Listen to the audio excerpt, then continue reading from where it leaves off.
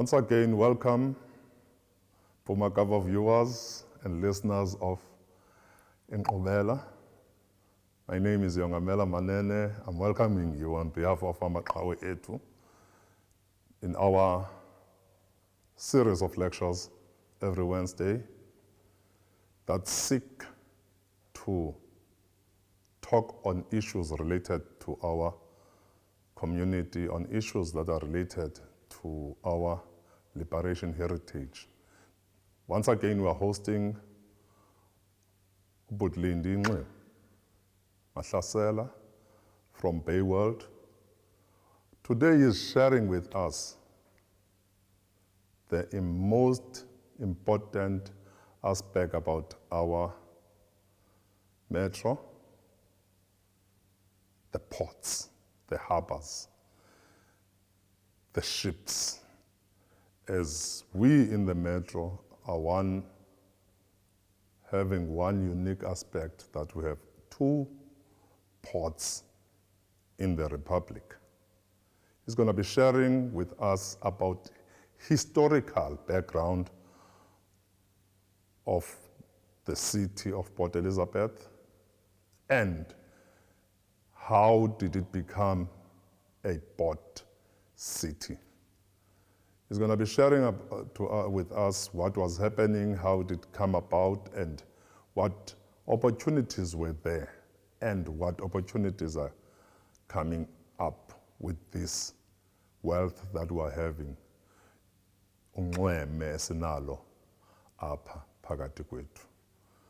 I'd like you to welcome him in your homes and listen to him as he's going to be sharing. Thank you.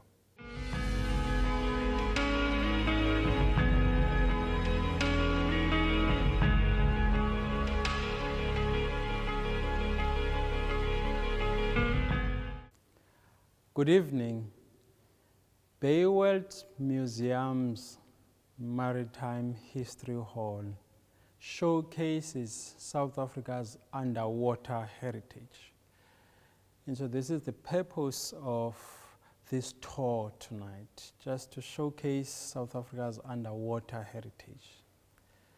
Secondly, we want to stimulate interest in two but related study fields, especially from young black people. We want to stimulate interest in maritime history.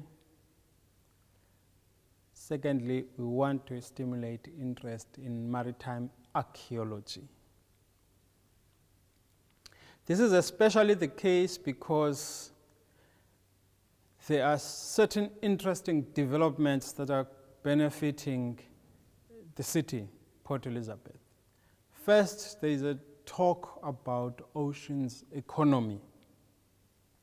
And so we want these young black professionals looking at opportunities that they can have and become leaders in these fields. And there is no black maritime archaeologists that I know. All that I know are white.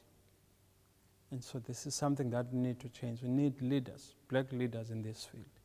Secondly, there is a talk of Transnet moving offices down to PE once again. And so again, this is something that, these are the opportunities that need to be grabbed. Going back to showcasing South Africa's maritime archaeology. Unfortunately, whenever we think about underwater heritage, we're looking at tangible heritage, something that we can hold by hand. And shipwrecks in South African oceans. Of course, we have almost 3,000 shipwrecks in South Africa's coastline, which is 1,770 miles. That's about 3,000 kilometers. And you do know that two things about our coastline. On the western side, the west coast is called the Cape of Storms, meaning that it's not so friendly to ships, especially those that are coming from Europe. On the east coast, it's called the Wild Coast, again meaning that it's not so friendly to ships. So that's why we have these many shipwrecks, about 3,000 of them that occurred here, starting from the way back the 15th century, 16th century, and up until now. And so this colonial, post-colonial underwater heritage is what we think. It's what we think about when we're thinking about South Africa's underwater heritage. We ignore another important history, which is the intangible heritage. Come to think of it, kukho abantu abaneziduko abangogaba kuthiwa ngumuntu womlambo, meaning that they have a relationship with water.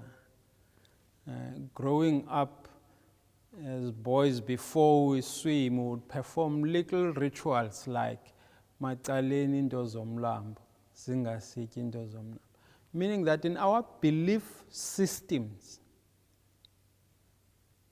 there is a strong relationship with water and the sea. Some people, when they are performing ceremonies zokuthwasa to become amaqhawe, they go to the sea. And so what that means is that this is part of South Africa's underwater heritage, the intangible part of it. But unfortunately, it's something that is not so well known. All we know is this one. And so in our shoreline, we find little bottles like these ones that are coming out, and we say, zityeke zwela ulwandle. The water has vomited them out. And so curious and interested people would pick them up, bring them to the museum, and they will be examined by people with the skills. And some will be identified as having been in a particular ship that wrecked in a particular year. And so this colonial underwater heritage starts with Bartholomew Dyers, who took a voyage and passed this city around 1488. And the remains of that are crosses like this one, out of his, I would say, arrogance as European. So he'll come out and put in a cross like this, marking the territory as belonging to the Portuguese government at the time. Come to think of that, you just go to people's land and plant a cross and say, this is, you have sovereignty here, it's under your control. And this is the caravel that he used as he was sailing. You see, this come from way, way back 15th century, and still, the technology is still not so great, or rather advanced. It was advanced for the time, but later, some much more sophisticated ships came out. And then we have this lantern from HMS Charlotte, who wrecked here in Algoa Bay in 1854, about Algoa Bay. So the Portuguese were the first to take these voyages to India. That was their interest. So they sailed around the Cape on their way to India. And so they named this city Algoa Bay, our harbor. It was only in 1820 when it was changed to Port Elizabeth. And this was the work of Sir Rufus Donkin, who was the acting governor, let's call him an acting premier, who decided to call it Port Elizabeth in honor of his wife, Elizabeth, who, by the way, never even set foot in this city. She died in India, and then he said, okay, in honor of her, I'll name the city that I'm ruling over as Port Elizabeth. Again, we have the wheel here. From Marcella, this was made in Glasgow, in Scotland, and came around here in 1965. This is where it was assembled. Another lantern from HMS Charlotte. This here is a bridge telegram, and this indicates the pace of the ship. It will be housed by the binacle, which is for directions. Here. These are from a shipwreck called Ericsson. And this is the important part of the ship, the directions as they are navigating. You know, nowadays we use Navigator, some on WhatsApp, some on Google Maps, and this was the technology of the time. If this is tampered with, the ship is at risk of hitting the rocks or the land, and there will be an accident. This basket was for goods. This was at the harbor here in PE, and goods would be carried from the ships out of it into the shores. We have a memorial of the jetty that was opened in the 1840s. So this was a 100th anniversary. It's 1942. So they laid down this stone in memory of that jetty. The landing chair was for carrying passengers from the ship into the harbor. And you see, these guys were paid money from it. So there were employment opportunities that were created. Just like as we anticipate that in this oceans economy that is being talked about and the movement of Transnet from Pretoria to here, we anticipated that there will be opportunities. The basket was for people, again, they will be taken to the ship in this basket. But of course now developments, the infrastructural development has greatly improved, so people don't need these anymore. Coming this side, these are cannons from various ships. One of those is the Zippard, we have the Dodgington, and other ships. So cannons were for protection. I would say these were guns that were loaded in the ships. You know, just like a person who is driving his car, there is a threat that thugs may come and try to get the car. Even with ships as well, especially in the Indian Ocean, even today, there are what we call pirates. Yeah, not the pirates that we know, the football club. Pirates, these are the guys who would hijack a ship and take its cargo. And so we get these artifacts or objects from divers. You see this one was from Sacramento in the 17th century. This ship was from China in a small island called Amaqhawe, 1647 in particular. So it wrecked there. It was a Portuguese ship, Sacramento.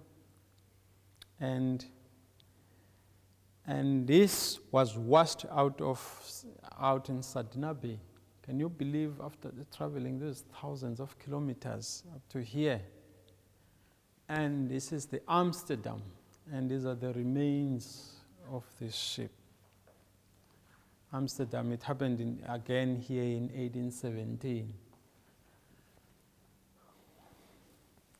We have the figureheads here that are usually mounted at the bow of the ship for protection But they were just symbols. It's really just symbol that they will be protected whilst they are in their voyages.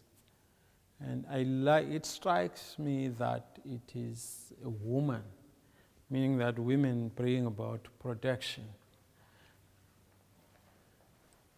The last part of our tour is the concept of globalization. When we talk about globalization, people think that this is a new thing. But this trade has been happening for hundreds of years. I mean, this one is as far back as the 15th century, the 1400s. If you click here, these are the voyages that were taken by the Portuguese, Bartholomew Dias, Vasco da Gama in the 1400s. And then later, the Dutch, also interested, all were interested in civilization in China and India. You know the popular items there, the batik, the indigos, the porcelain, vase, as you see here. So maybe, and you know their patterns, which was a fascination to Europeans. So the world was then connected as a result of this trade. And so the idea of globalization is seriously not a new thing. And so where do we fit in as the city, as PE, as Amaqhawe, as Bay World Museum? I go back to where I started. We want young people to explore the opportunities that are presented by these two developments. Transnet moving, head office, to oceans economy. We want leaders here in this sector of South Africa's economy. And we know this city once led in maritime. At one point in history, this is the 19th century, PE Harbour was the leading harbour in the country. Now Durban has taken over, Cape Town has taken over. What happened to PE? Leadership is lacking. We want to revive this. We don't only honor heroes, we also cultivate them. Thank you.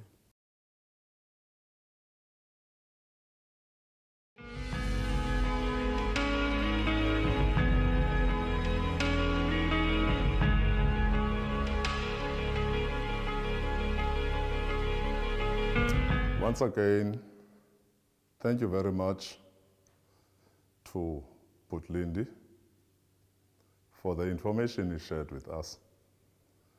Nizvele, you heard it for yourselves, what the ocean has for each and everyone. He started from the historical side of things.